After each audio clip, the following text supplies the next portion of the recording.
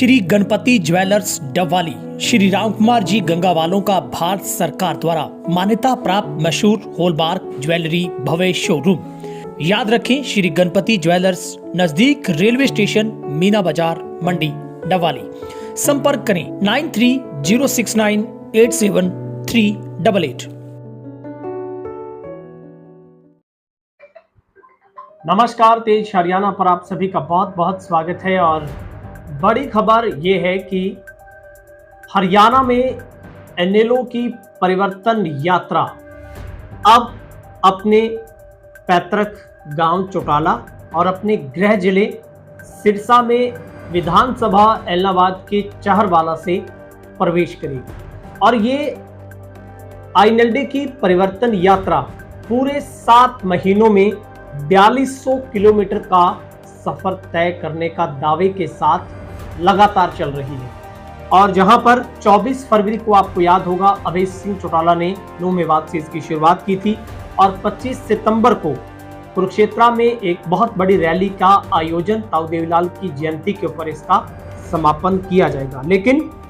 अब सबसे बड़ा विषय है, सिरसा संसदीय क्षेत्र में तमाम विधानसभाओं में ये करीब 124 गांवों में दस्तक देगी और 19 दिन अगले लगातार 19 दिनों तक ये जो यात्रा का सफर है वो सिरसा जिला में परिवर्तन यात्रा का पूरा होगा। और इनेलो के प्रधान महासचिव अभय सिंह चौटाला के नेतृत्व में चल रही हरियाणा की परिवर्तन यात्रा अब 7 जून को जहां से हर बार विधानसभा से जीतते आए विधायक अभय सिंह चौटाला अपने ही गढ़ में इस परिवर्तन यात्रा से प्रवेश करेंगे और उसके बाद हर गांव में उनका जो जोरदार तरीके से स्वागत होगा, क्योंकि ये दावा पार्टी के तमाम पदाधिकारियों की तरफ से किया जा रहा है। और रात्रि जो विश्राम होगा, ठहराव होगा, वो भी गांव के अंदर होगा। तमाम जो नेता, तमाम पार्टी के जो दिग्गज पदाधिकारी हैं वो भी साथ रहकर ही लोगों का दुख सुख जानने का प्रयास करेंगे। तो सबसे बड़ी बात है कि सियासी जमीन की तलाश में आईएनएलडी 2005 से सत्ता से दूर हुई एनएलओ अब अपनी सियासी जमीन तलाश रही है। और इस वक्त पूरे हरियाणा में जेजेपी बीजेपी के बाद अगर एकमात्र विकल्प खुद को पार्टी बता रही है, मानकर चल रही है, तो एनएलओ इस पूरे स्टारडम को कैश करना चाहती है और जेजेपी के ऊपर सबसे बड़ा हमला बोला जा रहा है। लेकिन बात है 7 जून को, जिसको लेकर सिरसा जिले के हर गांव, लगभग 124 गांव हैं जहां पर जोरदार तरीके से स्वागत को लेकर तमाम तरीके की तैयारियां की गई है। लगातार जो पार्टी के नेता हैं जो इस पूरे कार्यक्रम से जुड़े हैं वो हर गांव में जाकर लोगों से इस पूरे आयोजन में शामिल होने की अपील कर रहे हैं। और सबसे बड़ी बात है कि इस यात्रा में 15 से 20 किलोमीटर का सफर रोजाना तय होता है और जिसमें अभय सिंह चौटाला, जिनको एक बात का धनी, सत्य और बताया जाता है, कई नामों से उनको पुकारा जाता है, तो वो अपनी जिस बात के लिए जाने जाते हैं उसी को लेकर अब उनके खुद के गढ़ सिरसा की जनता उनका बेसब्री से इंतजार कर रही है। और सही मायनों में ये इस यात्रा के पड़ाव के समापन के बाद हरियाणा में इसका निश्चित तौर पर एक बड़ा परिवर्तन देखने को मिलेगा, क्योंकि इनेलो इसको सत्ता का परिवर्तन मानकर चल रही है और जिसमें रोजाना पार्टी के तमाम जो नेता लोग हैं वो जनता के बीच में जा रहे हैं, गांव गांव जाकर लोगों से हालचाल पूछा जा रहा है। और 19 दिनों में सिरसा जिला के 124 गांवों को कवर अप किया जाएगा, जिसमें विधानसभा रानिया के बनसुधार, झोड़नाली, चामल, धोतर, सुल्तानपुरिया, नानुआना, बंगालिया, मोहम्मदपुरिया, बालासर, खाजाखेड़ा, गिंदड़ा, घोड़ावाली, चक्का, भुन्ना, खारिया, जोधपुरिया, पीरखेड़ा, फतेहपुरिया, शेखुपुरिया, कर्मगढ़, खुनिया, नेपालपुर, पन्नीवाला, मोटा, सऊवाला, प्रथम, तमाम जो गांव में जाकर सिरसा के गांव चहरवाला में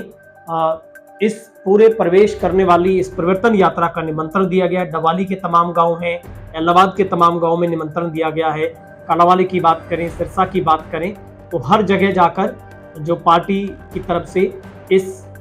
आयोजन में, परिवर्तन यात्रा में बड़ी संख्या में जो पहुंचने की अपील की गई है। और फतेहाबाद में जो एनएलओ की परिवर्तन यात्रा चल रही है वहां पर एक बड़ा बयान ओपी चौटाला का बहुत एक भव्य स्वागत हुआ है। अर्जुन चौटाला ने जेजेपी की हालत चमगादड़ जैसी बताई है। गर्म चिपटे से भी अगर चमगादड़ को पकड़ा जाए तो वो चिमटा नहीं छोड़ता, तो कुछ मिलान उन्होंने जेजेपी के साथ किया है।